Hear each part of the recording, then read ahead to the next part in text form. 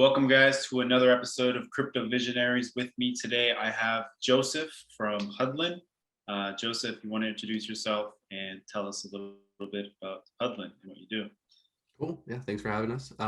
So my name is Joe. You can call me Joseph too, it's fine. So I'm the co-founder of Huddln. It's the NFT power social network and protocol built for content creators. And thanks for having me. Yeah, man, for sure. So what got you kind of started with creating this idea, or what was like your motivation for starting an NFT social network? What was your inspiration for that? So when it started off, it actually wasn't really that. We kind of like migrated into that. So there's a couple pivot points along the way. But back in late 2018, 2019, me and my wife were actually moving at the time. We were moving all our stuff into our new apartment, and we were talking about, what if we could set up some kind of event staking app where people could deposit money, and then, obviously using the blockchain, because this is like the inherent use of blockchain is being able to move money around securely and stuff. So we were trying to say, if there was a way to take like Facebook events or Eventbrite type events and add some weight behind it. So that way, when you and your friends go on a hike or something, if they don't show up, they lose their damn money. Because a lot of times, you have those friends that are like the flakers. So we were kind of like aiming at like, how do we solve like just this immediate problem that's around us, and like with this new technology, right? And then as we started progressing on that idea, writing some code, drawing some stuff up, it became super apparent that we had no way to propagate those events. So we had to build like a social network or something like that. That way we could propagate this out and add some discoverability and put a social graph around this stuff. That became apparent pretty quickly. And while we were doing that, we just realized like, holy shit, there is no like global social network like for blockchain type stuff, right? So like you would have to build some kind of container or wrapper and push that into, Facebook's social graph or something, which is not really the route we wanted to go because there's so much friction around that. Just trying to wrap things and put them into Web2 containers. So then we pivoted a little bit and we started realizing that like 2018, late 2018, early 2019, there were some other social networks that were powered by blockchain or like Web2 that were just completely decentralized, like what's it called? I think it's like Scuttlebutt Protocol and some other things.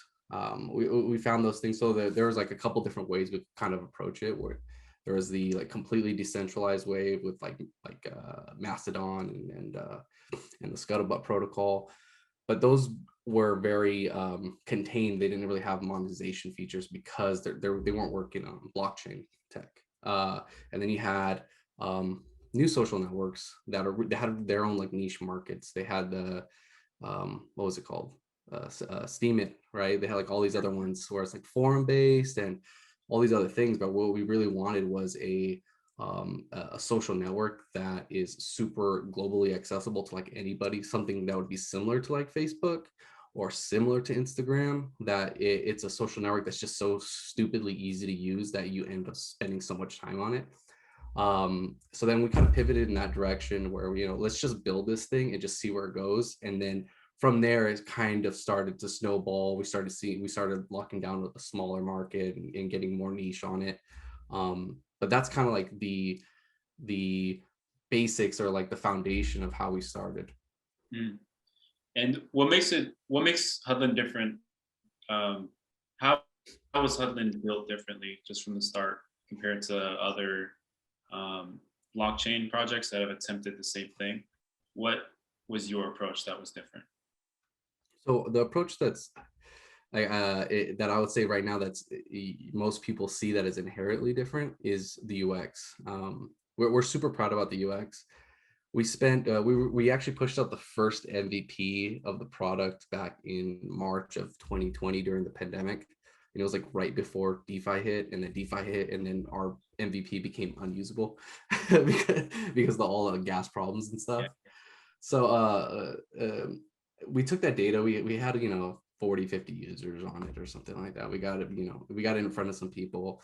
And then we just started reworking it. When we started reworking it, we realized like one of the biggest problems in the blockchain space, and one of the big reasons it hasn't gone super public at that time and hasn't gained like mass adoption like Instagram or Facebook, was the UX. The UX was, these are the early days, right? 2018, 2019, that's the time that we started to see MVPs and products that were usable, but they're really focused at crypto users. And that's great and all. You have to start off with a really fine niche marketing, kind of grow from there.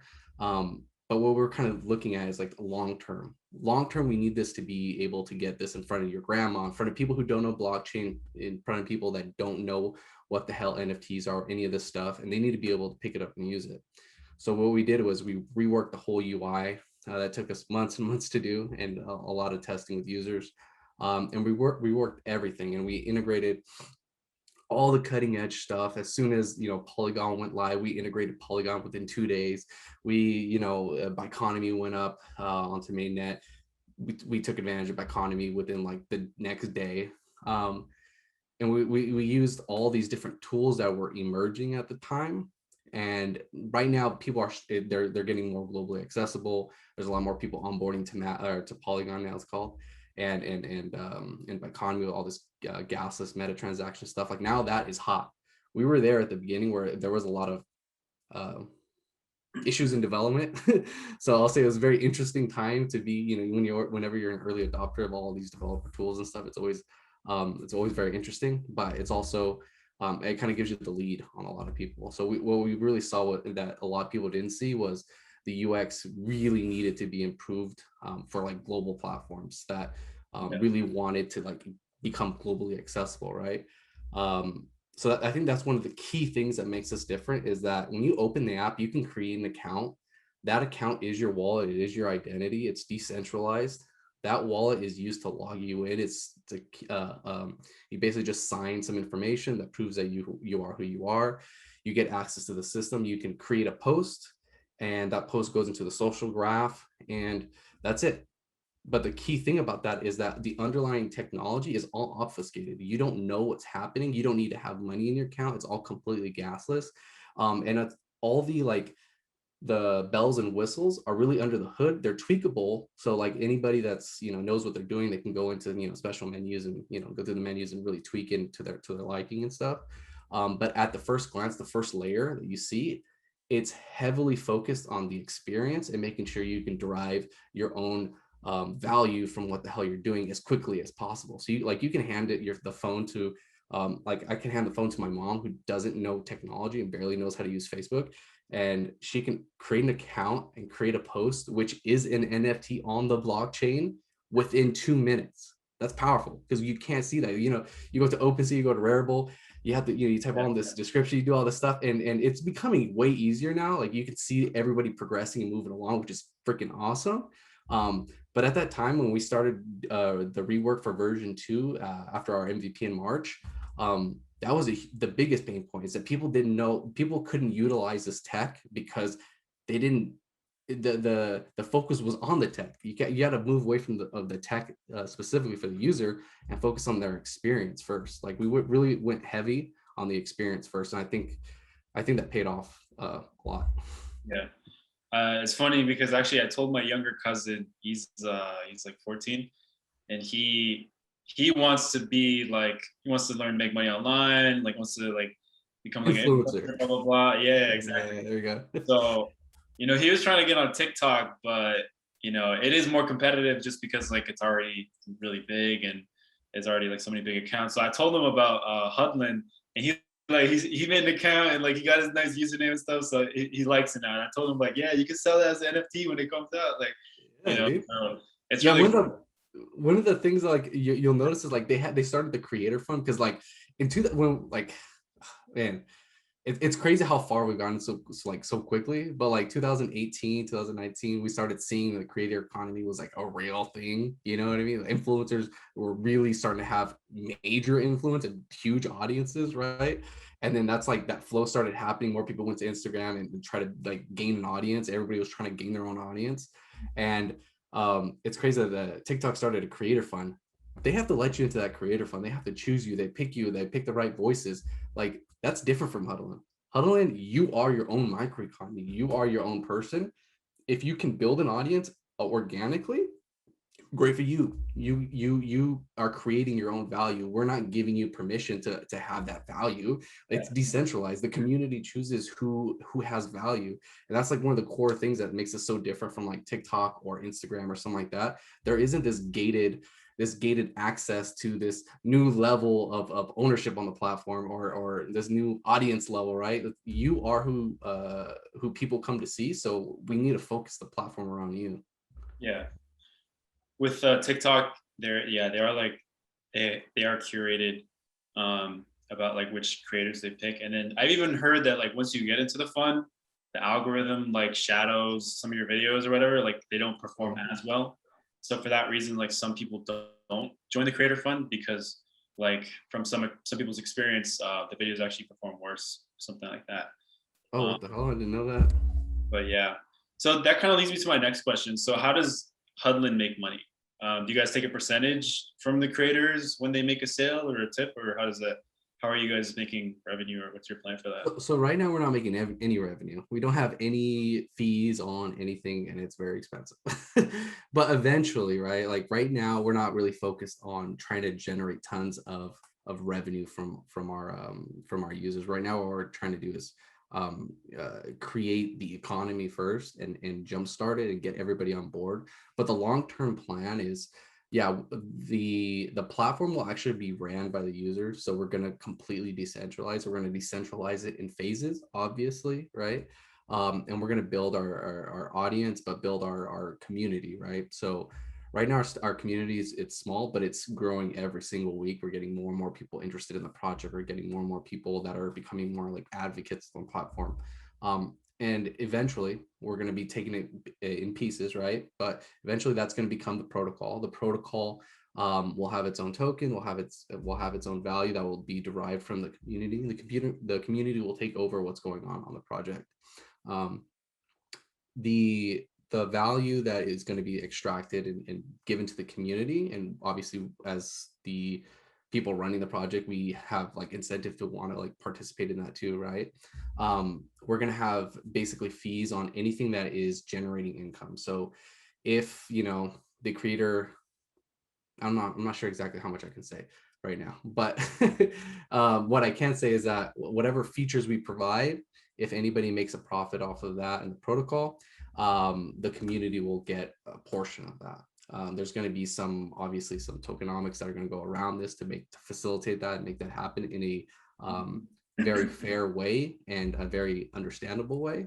Yeah. But that is the main component to this is not so much that Huddln is taking a profit. It's more that the that the community is driving the system, and the community is owning it, and they get to eventually, in the long term, we want the community to decide how that fee structure works and like be able to vote on percentages and stuff like that. Yeah. It might be done over a DAO, all these other mechanisms, but eventually that's where we're headed. And how does Huddln empower the creatives on their platform? So what are some of the tools or some of the kind of tools that you plan to implement, maybe, if you can speak on that, to help creators build a tighter knit community, to help them engage within their community? So what are some of the tools or solutions that you guys are planning to implement for that? So I would say like one of the first things obviously is like I said before is the UX. If you have a freaking easy UX, and it like every time somebody uses something, it feels like they're like stealing money, or like they feel like they're doing something wrong. Like that's what we want the people to feel. We want to make sure that it's so freaking easy to produce content on the system, that it feels like they shouldn't be making this money or whatever, right? Um, but like that's like the first component to it, right? It always comes down to like a UX. Like you got to make it so stupidly simple, because your users deserve that, right? But like so like that's the first component of it. The other components are the whole system. Like right now we have a tipping system, which basically lets you tip the owner of the NFT, which is on the social graph. Like that's our first feature. But as you can see, like when you're going to actually thumbing through the app, and you create a piece of content, you go on to the second stage that gives you like the options. And there's like monetization options. Like the first option is just like, what type of tokens do you want to accept? That's like our first foray into like getting money to the creators. Yeah. That's not our last. Like our protocol itself is focusing on monetization features for creators. So we're gonna have a staking system as well. I can't go too much into depth because we're still kind of tweaking it. But there's gonna be a staking system for content. We're gonna be exploring lots of other features that can be provided from other protocols as well. So we're also in talks with other people making stuff that are also early stage startups that are seeing all these different like DeFi-esque features being implemented, and we think they're pretty cool. So we're also in talks with a bunch of other people of like how do we integrate that stuff onto our platform or our protocol. But the focus is really just making sure that like the community sees and hears what we're doing, and we will roll with what they want to do, right? So you can see us on the Discord. We're constantly asking like, hey, what do you want to see? How does this feel? How does this look? Give us some feedback, right? Right now we're still in a stage where we are still small, but we're growing fast, and we're growing fast because people are giving us that input. So my call to action for this, I turned your question into a call to action, but is like participate in the community, get your voice heard. If there's stuff you want to see, like shout out and let us know. Most likely we'll be able to put it in if it's reasonable. But yeah, like let's make this not just like our platform, let's make this the community's platform, right? Yeah, I think it's an important part. Like, it's like when you're building anything, you have to listen to the users because they're what make up the platform, right? Exactly. So what's kind of like the what's like the end goal that you would want Huddln to be in, say 2026, in like 5 years from now? Yeah, What's so kind like, of like the end goal, end position that you would want Huddln to be in? yeah, for sure. So I'll say like right now our focus is more on like NFT artists and like influencer types. Like that's our very narrow target market right now. But as we grow, what we really want to target is just anybody that uses Instagram or TikTok, all these Web2 native platforms. We want those platforms to evolve, I guess is the right word to say. We want that shift to happen where, like right now, there's an issue where you can choose to have like this decentralized ownable system, but at the cost of UI and UX, and at the cost of value, like actual monetary value, right? Versus all these free systems that take your data. They're not actually free. They take your data and sell it. Or we want the shift to happen where we can provide both, right? Like those are not mutually exclusive things. Obviously there has to be a lot of different companies and a lot of different startups working on all the different pieces to that problem. But what's awesome about Web3 is that we build to make our stuff composable. We build to have other people build with our tools, with our systems, with the things that we make. That's how we derive the most value from this stuff. So 5 years down the road, what we want to see Huddln be is we want it to be something that everybody uses as like a social media platform, but they don't care that it's blockchain. They don't care that it's NFTs. They don't care about all this other stuff. They care about the value that they're deriving, which is, you have this social audience, you have ways to make an income, you have fun ways to communicate with people, right? You can do all these kinds of things. But what we really want to see is wherever the platform goes and wherever the community takes it, our overall vision is to have a social platform that's decentralized, it's owned by the community, and that is not necessarily focused on the underlying technology anymore, because we've gotten to a point where everything's stable enough to really lift off and go to the next stage, which is like you never see like if people claiming my app's running on AWS or Google Cloud, like because we're still at the beginning stage where people are still talking about serverless stuff. People are still talking about decentralization because those are the buzzwords of the tech. It's still at the beginning. But what we want to see is 5 years from now that people are talking about the features of Huddln, not necessarily what it's built on. Yeah, exactly. I agree. I think too many projects now try to use, we're decentralized, we're DeFi, we're a yield, blah blah blah. And it's like cool, but so are like 100 other projects. So it's like there's no longer unique positioning, right? So I think yeah, I think people are less, they don't really care about the technical kind of buzzword features that make your project unique. It's more about just like making your own category, kind of in a sense, right? Where you guys completely own the NFT social network, and that's kind of like the one-liner, and people understand that, right? It makes sense versus like claiming all these other points all in one, trying to use that as like a unique positioning. Yeah. So I completely One agree. thing too, you'll notice if you like just start Googling NFTs or whatever, or just blockchain in general, a lot of people claim that, that their one-liners like the first blah blah, the first this, the first that, the first whatever. And it's like, you're probably not the first. Like there's probably a million other people that started this, they're working on it, that maybe even further than you. And like we fell into that trap too, like at the beginning too, where like we wanted to say that we were the first because we think we started pretty early. But the thing is like those kinds of things, like that's just like buzz. You're just trying to create buzz around your stuff, which is not what it's not a part of our ethos, right? As like a pretty small, there's 5 of us now on the team, but we're focused more on providing real value, real utility, and we do not do cash grabs. We do not do these buzzword things because it's such a short term thing that we don't want to create that bad taste in people's mouth, right? When they talk about Huddln, we want to make sure that they respect the project and they respect the vision where it's going. Yeah. How do you feel about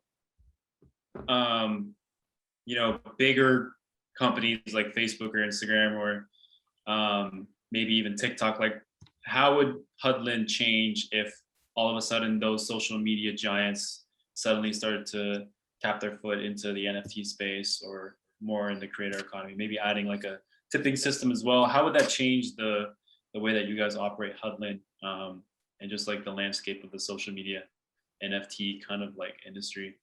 Yeah, I think it's inevitable, right? Like this it's gonna happen.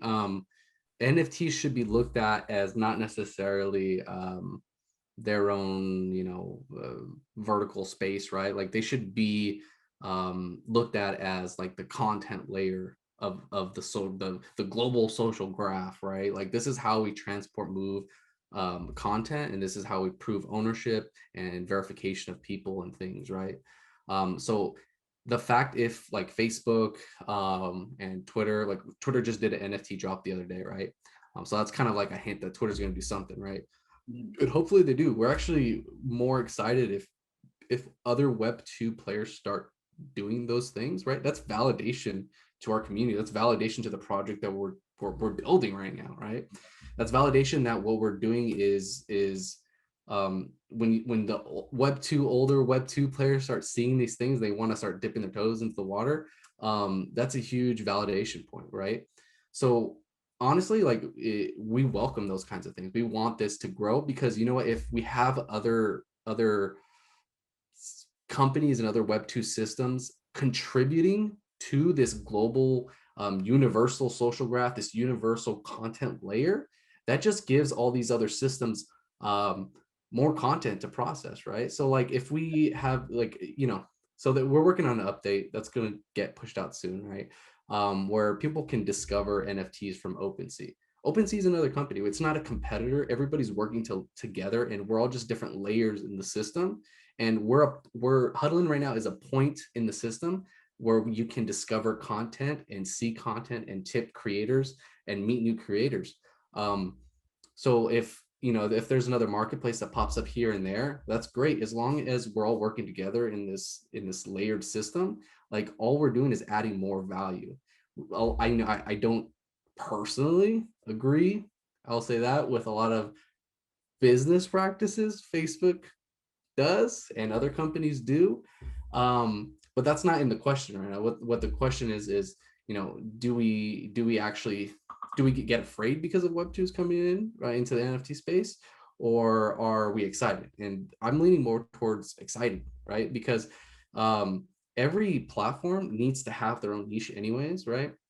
Our niche is definitely the content creator economy, specifically, right? Not necessarily all the social networks out in the world. We don't want to dominate everything, right? What we're doing is we're focusing on just content creators right now in the crypto space and making sure they have a platform, making sure they have a starting point to get their content out there that's super simple, it's simpler than everybody else's. And I think, as long as we drive those points of, providing real utility, we'll be around for a long time. And on top of that, like, we're not necessarily, it's not everything's going to come down to our say anyways. It's eventually going to go to the community. So when the community sees that, there's, XYZ features that could be added that would give more utility to the users, those votes will happen. If those pass, that becomes a part of the system, right? I think there's always going to be a key, what's the word I'm looking for? A key governance layer that Web 2 can't provide, unless these Web 2 companies can't provide, unless they become Web 3 companies. Just because Twitter is pushing out these NFTs and they're probably going to implement some kind of NFT system, it doesn't necessarily mean that they're now like this Web 3 social network. Everything's done in phases. The only thing that I would be weary of when this like shift starts to happen, especially like with Facebook and stuff, is what Facebook is kind of notorious for, which is kind of just copying stuff, which happens a lot. A lot of companies see that as a piece of success, right? So they just want to copy it. But what I would be wary of is you can't copy a community. Like you can't see that community right there and just be like, okay, Facebook's like, okay, now let's do that. That's ours now. Like you can't do that, right? So I think that's the key kind of piece that a lot of other founders like us in the Web3 space, that's what we see as like the real value here is our community. And you can't copy community. You can't just build a community in a day, right? So I think that's going to be a pain point for the shift of like Facebook and Instagram and all these other social media applications. That's going to be a pain point. Maybe they'll find a way around it, but if they really want to stick with the ethos of like decentralization and ownership, eventually we have to go there. My vision in the maybe 20-year future or like 30-year future is that people are no longer like working jobs. Like they're no longer working jobs. They're no longer doing things that like they hate to do. Now they have careers in things that they actually want to do. How many kids these days, like in their early 20s, they go to school and this XYZ to go get a job to be a lawyer, and they fucking hate their job or whatever. Like that shift is going to change because right now everything is so globally accessible, and it's getting with blockchain, with all these decentralization techniques, all these communities are growing at such a fast pace that they can fund themselves, right? We have DAOs funding things. We have DAOs for everything now, right? That's the next big boom after NFTs is DAOs. It's such a huge shift, like a mindset shift, that you can actually, for a living, you can do what you want to do, because there's going to be community for everything. I mean, there's so many meme communities out there already. There's like music communities emerging. And you want to make music, you want to make art, you want to skateboard, right? Whatever you want to do, you are a creator no matter what you do. Every single person that has ever lived is a creator. You create things in some way. The only problem that we've had so far is that technology hasn't caught up to the point where we can extract enough value from the things we do daily to be able to live off that. But that shift is going to change. I think within the next 20, 30 years, people are going to be way happier because people will be able to do the things that they want to do and be able to like pay the rent. I forgot what the question, where I was going with that. But like that, I went off on a tangent. Sorry. No, I feel you. I totally agree. I think the idea that like, the traditional way of like, going to school, doing a 4-year program, getting the experience, getting your position, blah, blah, blah, working at a salary, all that stuff is going to be a thing of the past, just because like everything is content, right? And there's a market for everything. There's a community for everything. And crypto is just going to enable that even further because of the fact that things can be digital payments, micro payments, buying content. That stuff was never possible with like currently in the traditional fiat way, right? There's too much overhead. There's too much overhead. You have to get to get a loan on a house. Like you got to talk to like 18 different people. It's ridiculous. And then I think there was a startup, Jackie was pointing out the other day, there's a startup that's like just doing this all with smart contracts, and they're trying, I mean, obviously the only restriction is like the legal restrictions that we have, right? But once those legal restrictions are you know, there's enough confidence to move away from those. Like our tech, there's so many things that we do today, and so many systems and just economies in general that won't exist in 10 years because the tech is pushing that away. It's relieving all these middle people in between a process that's slowing it down. The only thing that like kind of it slows us down is the legal process, but it's a process that we have to go through, right? This is kind of an unrelated question, but what do you think about so obviously like as this technology gets better and more people become empowered through protocols like yours and just cryptocurrency in general, there's going to be new kind of career or new job titles that people create for themselves. So how do you feel about like, because that's all being driven by more advanced technology. How do you feel about like the idea that AI is going to replace traditional labor intensive jobs or like repetitive jobs? Do you think that people will find like a new way to spend their time, like the people that get replaced by AI and the people that kind of have lower skill levels that are easily replaced? Do you think that there's going to be kind of new positions for them, or they'll find their own kind of career path Yeah, I within mean, I crypto? think that naturally makes sense, right? Because I mean, how many people today do you know go out in the streets and shovel horse poop? There's not very many, right? Because we don't have horses. We have cars now. So like that's kind of like my point, right? Like the technology changes the economy. Technology moves forward, and jobs disappear. So that's inevitable. AI, not just AI, but just tool. I'll stay away. I'm going to stay away from the word AI for now, but just tech in general. It simplifies things. It makes our lives easier, right? That's technology is not necessarily a good or bad thing. It just we're developing all these things to make things easier, to make things faster, right? But with that inherent, advancement, people's jobs are going to get lost, right? That's inevitable. People's jobs careers, entire field will disappear. Um, Yeah. but that doesn't mean there's not going to be other things to come up and replace those jobs, right? Like right now, if you said, I want to be a computer programmer in the 1820, right? That didn't exist, right? So like every time there's a new field and new tech that emerges, there's always going to be jobs to replace that. There's always going to be careers to replace those things.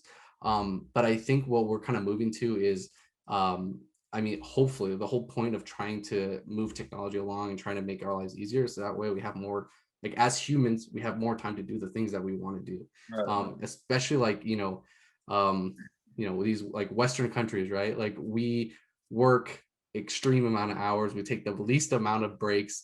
Like me, like just take me for example, right? Like I'm a computer engineer. I'm a programmer. I spend 17, 18 hours a day in front of a computer.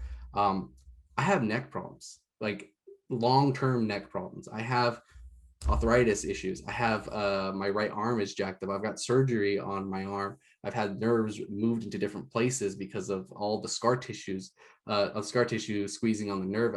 I have so many health problems because I work too much because I was trying to get ahead. We have like this there's this really stupid cultural thing that we do as like I mean, I see it in mostly Western countries, but that like we're proud of how hard we work. And that's not necessarily, I'm not necessarily saying you shouldn't be proud of how hard you work. It all comes to how productive your output is, right? Like if we can work less and enjoy our life and our productivity still goes up, that's what I'm for. And that's what a lot of people don't really tie to. They're just like, the amount of time I put into something means that I'm getting XYZ output. Sure, you're getting XYZ output, but how efficient are you at doing that, right? The technology has to move forward so we become more efficient. The more efficient we become as a society, that mindset we should work to try to shift that to like enjoy your life a little bit more. With Huddln, I imagine when people are and maybe the name will change in the future, right? The platform that we're trying to build, I'll say that, we want it to be an outlet for people creatives, and everybody's a creative in some form or fashion, right? They just don't know it yet. But what we want to see is that people can go to the platform, join these communities, show people what they're working on, and at that point we kind of shift that mindset of like, you are producing income from that, you are providing value to the community, but it doesn't feel like work anymore. We're moving to like, let's have a little bit more fun with our life. We've seen like meme economy came out of nowhere. Memes didn't exist 15 years ago, right? And there's people making money off of memes and making a living off of this stuff. That's what we think it's shifting to, and we think that that's the kind of life that, like, I don't know, that's the kind of life I want to live. That's the kind of life I wish my kids have in the future, is that they're able to, have fun in life, produce tons of output for the rest of the community, produce a lot of value to just like the society in general, but at the same time be able to enjoy it, because there's so many people that just work their ass off their entire life, but they're not happy, right? Right. Yeah. Yeah, I think, yeah, that's a good point. If I go off on a tangent, stop me. Nah, I'm very passionate. I'm very passionate on this stuff. So like, if you weren't being CEO right now of like a crypto tech startup, what would you be doing? Man, I'd just be programming, man. Honestly, like, what I love to do is I love to solve hard problems. That's like at my core, that's what I like to do. If someone presents me with an issue, I want to try to solve it. The more difficult it is, the more challenging it is, the more I enjoy coming up with that fucking answer. So that's kind of why I got into programming. Like, there's so many program, like if you become a programmer, you can just kind of do whatever you want. You can work for any company, right? And I've chosen, the companies that I've chosen to work for in the past, like I've enjoyed. They presented a lot of like really difficult problems here and there, and you work through them. But like, if I didn't have programming skill at all, I'd still be trying to solve things, but just in a different form or fashion, right? But I mean, at my heart, I'm a problem solver. Like, that's what I like to do. So if I try to stay away from the word CEO, because it sounds weird as a startup. Like, I'm CEO, and it's like there's 5 of us. Like, I'm a CEO of 4 other people. You know what I mean? Well, it's so weird. Like, I don't like, it's a weird term, but I usually try to say co-founder, just to, like, stick with that. But yeah, like I'd be a problem solver. Like, that's what I do. And like, realistically, if you want to know like what job I'd be doing, like, I would just be at Google or somewhere else, somewhere where we're kind of doing like R&D type stuff, like cutting edge things, and I'd be working through problems, coming up with solutions, man. At my heart, I'm just a problem solver. What are some companies that you admire, just like the culture that they have, or just products or unique ideas that they put out into the world? What are like some companies that you admire? Could be in crypto, could be like gaming, could be like clothing brands, whatever. Yeah, that's a really good question. There's different aspects that I admire in different companies. I like, Google gets a lot of shit, because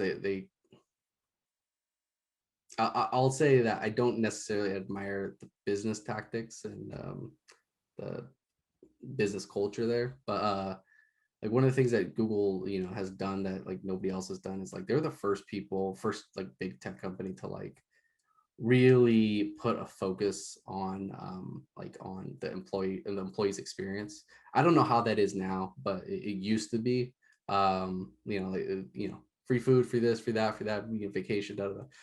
Because they want to make sure people are happy. So I admired that. I don't know if they still do that anymore. So don't chop this clip up to like to try to make this into something else, but like that I admire in any company, right? When they take a lot of time to like focus on their employees. Other things that I admire, Polygon is like one company that, like, obviously in Web3 that I admire. They kind of came out of like just working their ass off constantly, and then end of last year they fucking blew up. But like before that, they were just working their asses off. They're hustlers, man. They just constantly are trying to innovate, and it's not necessarily that they're trying to make money or something like that. Like they're actually trying to contribute and solve problems. They're really good problem solvers. So like I have a lot of respect for them in that aspect. Man, there's a lot of companies. I mean, Consensus is another one. They kind of got Ethereum to where it is today. Hold on, let me think. What else? I know Google and kind of Facebook and all those like Silicon Valley companies, they copied what Google did with offering free food and paying for accommodations and whatnot, because in a way that trapped the employees into their ecosystem, and it made it hard for them to want to quit, right? They would end up working overtime because, oh, I'll just stay here. I'll sleep in the Google, whatever guest room. I'll have dinner here. I'll have breakfast here, whatever. So everything's like already laid out for them. It's kind of like just being. It's like the coal mining industry in the industrial age, right? It's like they make these coal towns or whatever, and never have to leave work. Yeah, you never have to leave work. The company store is right here. Don't worry, you'll always be in debt to us. I mean, like there's, you have to be smart enough to also recognize like when at a certain point you have to be able to recognize when you're being taken advantage of, right? And when you can flip the tables, right? You're really good at that. That's what they do. Yeah, for sure. Like there's a lot of business practices that I am very against that like Facebook has done and stuff, right? But like at its core, if you just don't look at any of those other things, the amount of I don't know, what do you want to say? The amount of like user acquisition that Facebook has had over the years is insane, because I mean, they did hustle a lot, right? Like it started off with like, schools, the only colleges could sign up for it. And they provided something of value, right? That's the key thing, is they identified a need in the market and they filled it extremely. Some would say they exploited that need. They really targeted the lack of this like social feed type thing, right?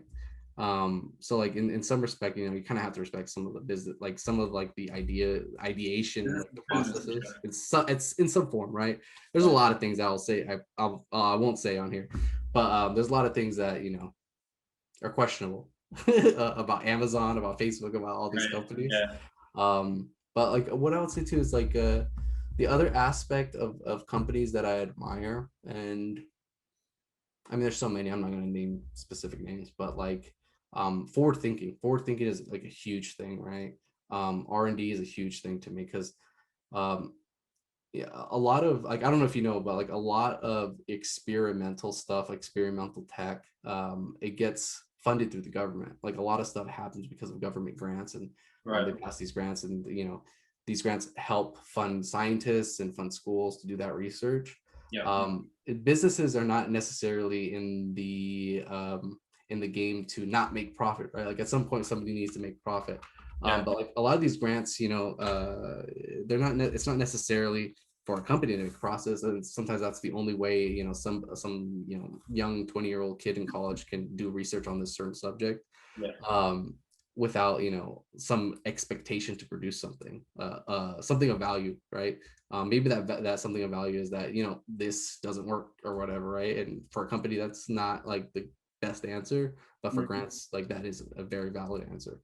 So for a company that like takes a bunch of money and like do research and do all this stuff in a certain field, especially with blockchain, the past couple of years, we've seen a lot of people do research in blockchain because there's a lot of value in there. But there's certain things like even like healthcare type stuff. Like I also, if a company takes a lot of time and money to invest in future tech, like I'm always all for that, because it's just going to help when you can get businesses to get, an initiative around it too. It just helps further the knowledge, helps further the tech. Obviously, there's caveats that of how they do that and things, right? But in just like the most simplest sense, companies that push technology forward, I like them. I agree. I think for me, one of my favorite companies would be like, because I'm like really into like hardware design, like electronics and stuff, like physical product. I would say like company that's done that the best, the most innovative, and like just has like the most original ideas would be Nintendo. Like if you just look at the controllers, just like throughout the years, Like think of the Super Nintendo controller, the N64 controller, the Game Boy Advance, the There's no ergonomics. What are you talking about? no, like, these controllers look so alien, right? Like even the game, Yeah. like, it's just crazy. I love how original their ideas are in that sense, and also like just the ecosystem and the brand legacy that they have, like all these crazy juggernaut titles, right? Like Metroid, Zelda, Mario, Pokemon, all this like legacy IP that they own, and like the whole ecosystem that they've created is like I really admire them for that. So Yeah, yeah, like, dude, oh man, Zelda, that's, Breath of the Wild is one of the best games ever made. I how I those still play like that. emotional triggers, right? Like so much nostalgia too, right? Yeah, dude. Like I still like it's one of those games that's so big. Like I still go back and like finish some of the side missions and stuff. Yeah. But like Nintendo's definitely not for ergonomics though. Like their controllers, actually except for the GameCube. GameCube felt pretty good in the hand. Yeah. But like everything else so unergonomic. But like a lot of it is like focused on like being on the edge of like this haptic feedback systems and all these different things that they're trying to do. But man, and then the other N64 with that extra like the hand grip thing that like you never use this one over here and stuff, but But they were never afraid to push the idea forward. Like yeah, they were the first ones to implement the sensor with the Wii. That was first of its kind, man. The Wii. I yeah, and remember the it was the commercials. best at it was the best at doing it. Everybody copied it. The Connect came out, everybody was like, oh shit, we gotta kind of hop on this game. Yeah, And then Switch, man, when I saw the first just crazy. Switch commercial thing, I was like, oh shit, Nintendo was back, boy. I was like, gotta get that. I got that, dude. I got that on the first day. I got that, and then I got, was it the Mario Kart Deluxe? I got Breath of the Wild. I didn't even know it was two controllers in it. Like until I saw it in person at my cousin's place, I was like, "What? This thing is like two controllers, and it's got like the side buttons you can turn it." It was crazy, so Super crazy. unergonomic though. If you do all the thing, like Yeah, gotta get pushed as ergonomic. Like, so come on, much. Nintendo, make it ergonomic, please. Yeah. Oh my, dude, like well, when I saw that commercial, like I don't know if you've ever seen did you see the first iPod? No, what was it the iPod Touch? Classic iPod Nano. No, I think it was the iPod Touch. I'm pretty sure it was the iPod Touch, or Yeah, what came first, the iPod Touch or the iPhone? iPod Touch. iPhone. No, around the same. No, iPhone and then the iPod Touch. It was iPhone, right? Yeah. Yeah, well, okay. So I got the timeline a little mixed up. But when I saw The iPod Touch was like they showed like you could like turn it to play games and stuff. yeah. So like the first iPod Touch commercial I saw with man, well, it was like some like Brazilian band. It was like, and it had like the word touch in it. And it had like it was like a really poppy jingle song, but it was like in Spanish or Portuguese or something, whatever. And they just like cut out the English part, right? And then it had the word touch in it, and it like lined up so well for the commercial that like it evoked so much feeling from you that I was like, that is insane. I want that. I want that right now. It's like one of those like commercials that like every like maybe once a year I still like look up. I'll look up on YouTube. Like I want to see that again, because it's just like they did the marketing so well on that like it to this day it just hits so freaking hard. And the same thing with oh man, it just hit so freaking hard. The I don't know if you've ever seen that clip where like Steve Jobs is talking about like you basically do whatever the fuck you want to do in life. And like if you're living, if you want to live in a bubble, live in a bubble. But if you want to like push the barriers, because like the system is there to be pushed. It's like a 30-second clip, a talk. I always look, whenever I feel down, I'm like, fuck man, there's so much stuff happening right now. As a start, especially as a startup, like a lot of people don't say this, as founders, whatever, we want to look like we're perfect and we're awesome and we're doing everything great. But like the truth is, like day to day, 99% of the time, what you hit, you hit walls. 99% of the time, it's failure. The only thing that changes between us, the only change between a successful startup and all the other startups is persistent. We just keep fucking doing it. We keep fucking doing it. We find out what's wrong, fix it, keep moving on. But like in the startup life is 99% failure, right? Like that tiny little sliver, you figure out how you got that little sliver of success, and you keep expanding on that, and then it just slowly starts to snowball. You start getting more success, more people start hearing about you, more people like your product. You start building community. All these things grow, right? But like just in general life, there's so much. 99% of the time, you hit walls, you hit failure, but you only really fail when you quit. Like that's Right. That's the truth with anything you do, right? You only fail when you actually leave. Like you only lose your money when you sell your No. Bitcoin. Okay, That's just if it. you Yeah. if you're holding it, it's still good.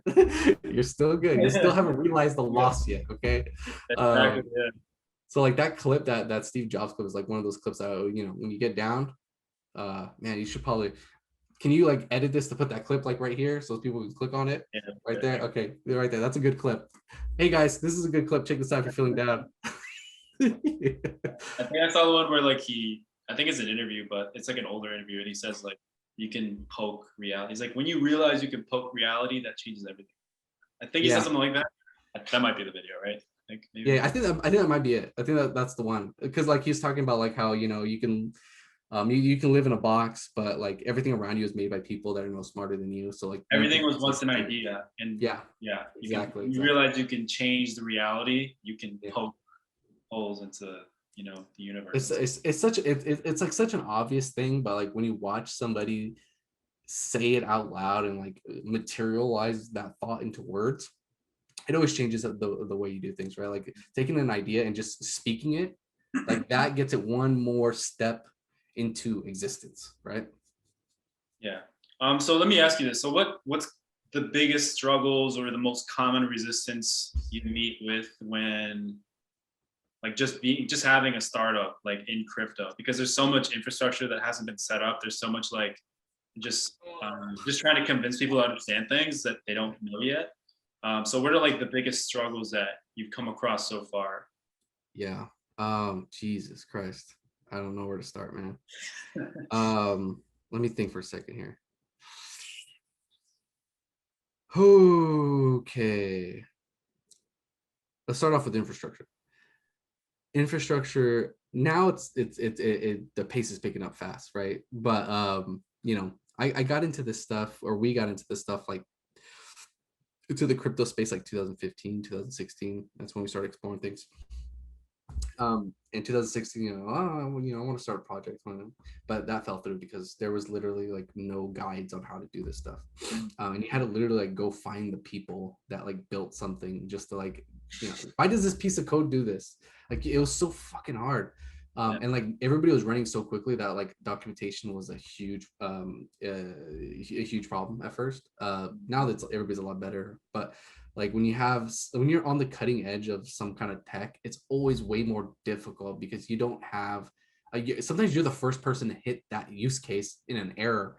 Like I'm not gonna name names because that's not cool to do, but one of the projects, I respect this project a lot. I love it, and we still use it today, but like when you install the SDK and then like you call this function and then you call it in a weird way, and that it's supposed to work still, and then it breaks, and like you're literally like the first person to hit that thing, right? And then you have to go open the issue, and then the issue sits there for months because the team is extremely busy. They can't be looking at everything, right? So then you have to find them. Like there's this whole different process to getting things done. It's a way more personal, which in a way is it's getting in when an industry is first starting up. It's always, there's always negatives and positives, right? You're the first one there, but also, hey, guess what, you're the first one there, so you got to kind of figure this out like as you go. So there's a lot of experiences back then, especially like, and now it's not as bad because everything's growing so quickly. But like infrastructure, libraries, everybody was like trying to push EIP standards. So there was like budding standards for a while for a lot of different things. So like I would just say in blockchain space in general, very general, if you see a need, like, and a lot of like even like us as a use case, right? A lot of people see is like when they're trying to build something, they see this huge glaring gap of something they need to get the thing done that they need, and they pivot to like, we'll just build that. I know there's other people that need that, like I needed that. So there's negative and positives to it, right? We started off with like an event staking thing, and then we saw that there's not really a social graph. There's really not a lot of social aspect to this stuff, and we think we should probably move. And then it turned out that was a really good direction moving because there was there wasn't a lot happening in that. But yeah, so I'll say like infrastructure and tools. But awesome thing about it, and anybody watching this interview, right? If you're building something and you know that you see a huge glaring gap in what you're building, maybe just take a stop and maybe see, you know, go ask around, see if other people are missing that too, because you know what, you might have a fucking billion-dollar company on your hands, right? Just for for that one piece of the puzzle that's missing. Other stuff that's difficult is honestly just like the learning curve is kind of difficult for the users, right? So there are people approach it in different ways. There's a lot of, you know, hand holding, or there's a lot of material that people produce. There's a lot of you know, Medium articles and docs that people are producing to help teach people and get people into this world of NFTs or blockchain, or just other things in general, right? That are related to blockchain. Those are all avenues to get people to learn. What's hard though is like if you're a company and you have to teach your potential users what you're doing, like it's going to be very hard for you. It's going to be very, very hard for you. So like what you need to do is like kind of time it correctly where there's enough people in the market that understand what you're doing, that you can have those potential customers join your product and use your product. But also you don't want to be, you know, you don't want to be too early because then they're not there, but you don't want to be too late because then there's a lot of competition. So you kind of have to find like that right time to hit. It's better to be early because then you can slow down and help put those things in place so people can learn. But it's always going to be difficult. But I think a lot of people have seen that, right? A lot of people have seen that people don't know what gas fees are. People don't know how transactions work. People don't know how the finality or the life cycle of a block, right? A lot of this stuff you don't necessarily need to know anymore. At first, you know, a lot of these projects you had to learn these things, but I think people like Biconomy, right? All these other like meta transaction type things, and all these other startups I'm missing, you know, like there's probably hundreds of other startups that are filling these gaps, but they're filling the gaps, the knowledge gaps. And then not necessarily with knowledge, they're filling those knowledge gaps with tools and infrastructure to ease that friction, right? So we're seeing a lot of like, there's so many things happening right now in the space that it kind of, the life cycle kind of goes like this with new technology, right? It's always like, you know, the user doesn't know shit, so there's not a lot of adoption. And then a lot of users start to learn something, and then there's a lot of adoption, more adoption. And then people start introducing tools that they don't need to know any of this stuff anymore because, you know, it's just so much easier. And then it skyrockets, right? Like the internet was hard to use at first because a lot of people didn't know what the internet was or how it worked. And then you kind of got some, you know, early adopters because they understood, but then at some point you want to get the masses like onto this thing because you need everybody to use it. So then you just keep working and making it easier for everybody. Yeah. So there's a lot of man, I mean, I can go on like a huge rant about how hard it is, but I can I'll imagine stop myself. that's missing, right? Yeah. So I think let's see. I think an equally important question here to ask then, just going back to Huddln, what do you not want Huddln to look like or to be known for? Yeah. That's a good question. Don't compare it to MySpace. No. That's not jab at MySpace. No, you know what? Like if my reflection of like how of what I want it to be, which is like this decentralized community thing, if it reaches that goal of being fully decentralized and fully ran by a community, as long as it's doing that, I'm happy. Personally, right? You know, other people on the team could say other things, but my personal belief is that if it's ran by the community and it's fully decentralized, like let the community take it where they want to take it, right? That being said, I will also say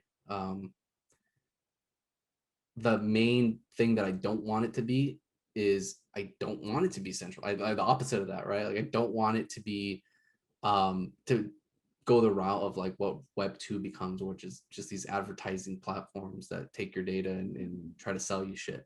I'd be very sad if that's what happened, right? What we want to do is move away from all this data tracking and all this user acquired data, all this PII, and move toward a system that like shifts the power back to the people. Yeah. So if it becomes anything less than that, and it's not, it's you know, if Huddln is a company where there's, you know, multi-billion-dollar company with tons and tons of people and all these executives making the decisions for the people on the platform, yeah, I wouldn't be happy about that. Right. Right. I think, I think with Web3 and crypto in general, the idea of like what a successful protocol looks like or what it is going to be a lot different than what we currently see with like these mega monopolies, Amazon, Facebook, etc.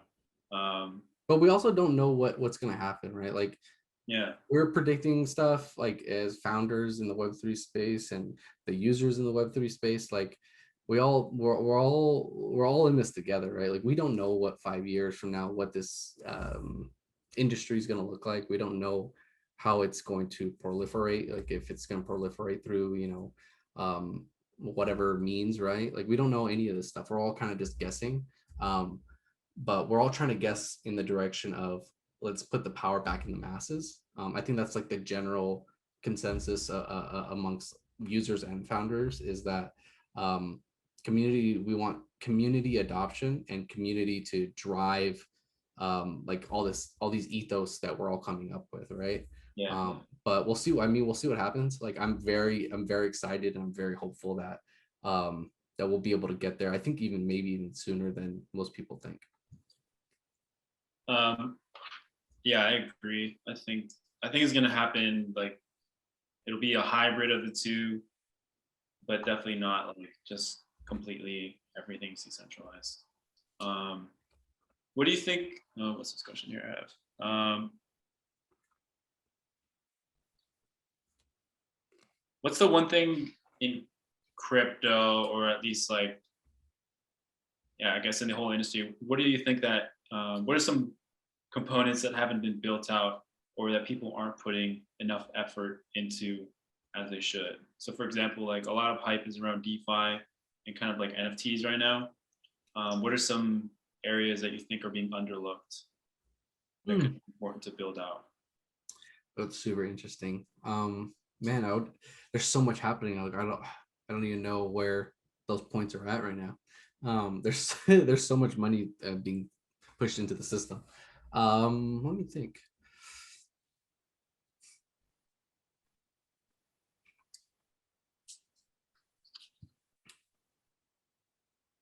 You know, I would say is like from personal experience of where the pain points that I'm having are how to glue things together in a easy manner. And I don't know the right way, the right term to put that, but all these protocols, they are servicing different layers of the stack, right, of a product, and we're all, you know, trying to make our stuff super composable,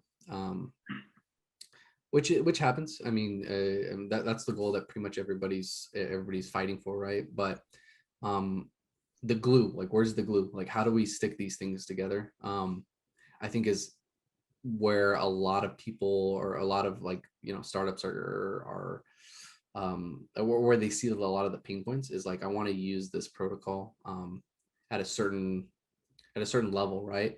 Maybe I don't want to use all of it, but I want to, you know, I want to be part of the stack. Like, how can I get my users to want to put this stuff together? And some of that is on the user side, where I want to put this position here, and then because I have this position in DeFi, I get this NFT that represents that LP or whatever it is that you're doing, right? But I want to go auction this NFT off, right? But it's you as a user putting those things together in that process, which we're starting to see more people, more and more people are starting to realize the composability of this stuff. Obviously the crypto heads and like DeFi guys, like we all know these things and we know how all this stuff works, but more general audience that's barely getting into crypto the past year or so, they're starting to see how these things relate and how they're composable. But like a lot of that is on the user to discover that and kind of tie those pieces together. Yeah. So if there were more companies that are just maybe not necessarily focusing on protocols, but maybe if there were startups that were focusing just on platforms to glue that stuff together and Yeah. make it easier. Because we see like these we see these DeFi dashboards now, which are starting to pop up everywhere, where you can track this, track that, all in different protocols and stuff, which is freaking awesome, right? But what if that expanded to OpenSea and all these other things, right? Like if you had a dashboard for all these different things. So I would just say like the glue, right? Like everybody's working super hard, but I would just say like if some people can work on the glue to stick all this stuff together in a way that empowers the user and makes it easier for them from the UI and UX perspective, not necessarily from a protocol perspective, but like a really intuitive UX. Yeah, I agree. I think, yeah, because like explaining every separate process could be like, oh, so you got to deposit this into Aave and take Yeah. the borrow from here and move it to this farm, and then you got to do the bridge, and like everything should kind of just be cross-pollinated and should be like a mesh that's more seamless Yeah. to integrate together. Which I think will happen. Like I want I that's the thing that I see that like I want to happen faster. But it has to happen. It will happen. I'm not necessarily, I don't think I'm saying anything new. I'm pretty sure, Yeah, there's probably thousands of people, hundreds of thousands of people that are saying the exact same thing. yeah. And they're speaking about it and they're gonna speak it into reality, right? It's gonna, all those things are, those dashboards are gonna expand, and I think we'll get there pretty fast though. I don't know, maybe sometimes I'm a little naive, but I'm super optimistic. I think I think it'll all hinge on like, because like you said, so many of these protocols are kind of building out their own separate ecosystems, and then making their own decks, making their own Aave forks or whatever, making their own, when everything should just be more interoperable, more like communication between everything together as a whole network, because that way everything expands and becomes, we get more, it's easier for new users to come into the system, and then everyone wins. But Yeah. things are still like tribal right now. Yeah, let me just find the last few questions. How many questions, Alex? I do have to run at 1. So in like 10 minutes. Yeah. Okay, yeah. I'll ask like one more question, then we can like wrap up. Okay, sweet.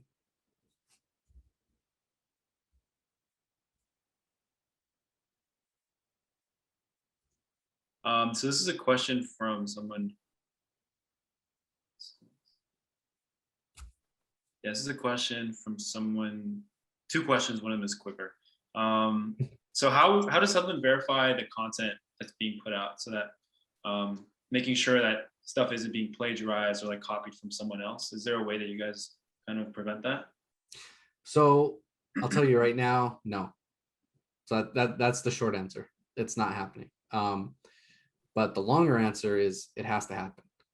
And it has to happen not necessarily by Huddln. I hope and I pray that there's a startup out there working on that problem right now, because that's actually not that's not like a Huddln specific problem. That's an industry wide issue, right? Like Web2, they have like, there's companies that have like databases where you can like and they sell to other, it's B2B type style business, right? Where they like provide audio identification services. So like you can see if someone's like using music for copyright reasons and stuff.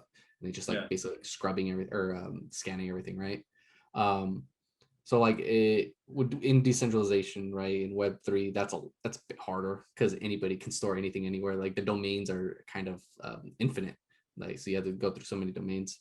But that's a industry-wide issue that I'm very hopeful will get solved in the next couple of years. But right now, as a community, I mean, shaming works pretty well. As a community, if if you really want to be like participate in the community and be a part of something and be a part of some kind of protocol or platform, it's kind of it's a responsibility of everybody to uphold that ethos and uphold the uphold like the actual ownability of things. And that's what we see like on Twitter. Someone goes and copies something, so they post, hey, someone copied my and then I don't know if you've seen those, but like the thread gets super long and it's just like like that, and it works to some degree. I mean, obviously we need an actual system to do that. But yeah, like I'm super hopeful something like that will emerge soon. If not, if if nobody's working on it, we're gonna have to like help put some heat around that. But that is like a copyright issue. And then what was the other thing? Some of that is like preventing copyright, right? Which is gating access to certain assets, which is also something that other people are exploring right now, and we'll probably explore as well, right? Where you hold a certain token and you get a decryption key to decrypt a piece of content or something like that. So gating access, all this ACL type stuff that's for traditional database type things, are starting to migrate over. But yeah, I think there'll be a solution pretty soon. I'm very, very hopeful. There's probably some smart minds on it already. Yeah. Okay. And just like one last question, these are like random questions to just throw out our guests. What's your great transition? What was it? What's your favorite candy? My favorite. Oh, okay, yeah. My favorite candy. Man, I try not to eat candy. Shit. Honestly, I'll probably say Snickers is probably like my go-to. But like you can't be eating that every day. In one of my old jobs, we had like a vending machine that was like super close to like my desk. It was just like a few steps away. My go-to was like in mid-afternoon, I'd always go out, get a Rockstar and a Snickers and then maybe a Twix. Yeah. But yeah, man, you can't do that for too long. It brings back memories. I used to do like after lunch, you get that like that sleepiness like around 2 o'clock. You're like, oh geez, I need to wake up. Rockstar, Snickers, and then man, you wake right up, right? But not very healthy for you, dude. Rocket I'm not advocating for eating candy constantly every single day. But yeah, well, candy CBD that helps if you have pain management issues. So do that. Yeah. But for candy for pleasure, be careful. What was the last emoji you used? The last emoji I used. Let's see. What did let me actually pop open the Discord. I think that was the last message I sent out. Let's see what it is. Let's actually look this up. This is called verifying your answers. Let's verify this real quick. Something appropriate, please. Monsef is having issues. Let's see, general. What did I post up? Hold on. I'm gonna give you a true answer here too. Okay, I'm not gonna give you a bad fake answer. Oh, okay, nothing bad. Okay, smiley face. that was the last one. Actually, you know what? Damn it, I lied. I did a smiley face and then I did an emoji as a reply to another post of 100. So I lied. 100. There we go. Oh, sorry, 100 is the actual proper term. 100 emoji. Okay, the very last question. What's the last YouTube video you watched? What's the last YouTube history? Oh, snap. Hold on. Let me actually pull that up. YouTube, right?